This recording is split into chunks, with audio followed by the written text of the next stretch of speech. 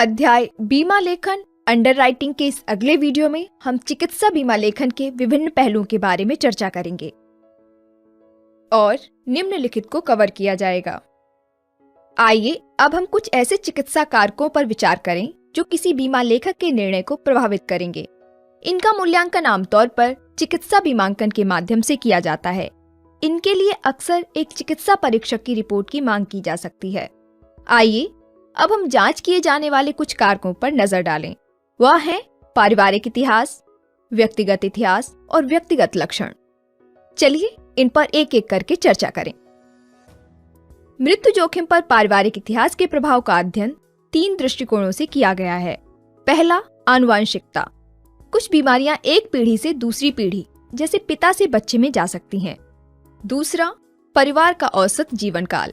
यदि हृदय की बीमारी या कैंसर जैसी कुछ बीमारियों के कारण माता पिता की शीघ्र मौत हो जाती है तो यह एक सूचक हो सकता है कि संतान भी लंबे समय तक जीवित नहीं रहेगी। तीसरा, पारिवारिक वातावरण।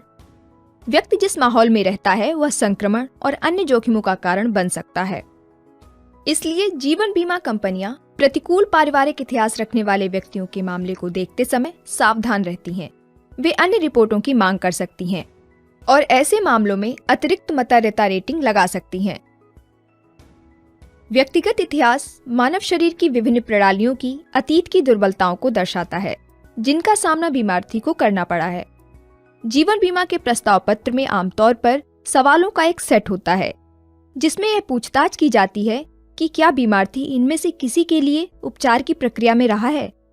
प्रमुख प्रकार की घातक बीमारियों में शामिल हैं हृदय वाहिनी की बीमारियां, श्वसन तंत्र, कोशिकाओं का अत्यधिक उत्पादन और जनन, गुर्दे की प्रणाली की बीमारियां, पाचन तंत्र, तंत्रिका तंत्र।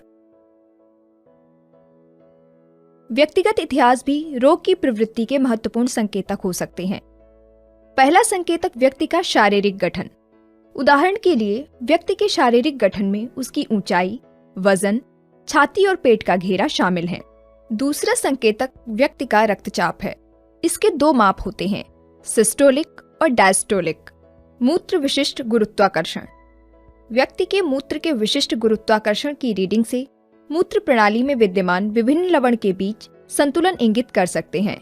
इससे प्रणाली में किसी भी खराबी का संकेत मिल जाता है। इस अध्याय में हमने इन विषयों के बारे में पढ़ा है। धन्यवाद।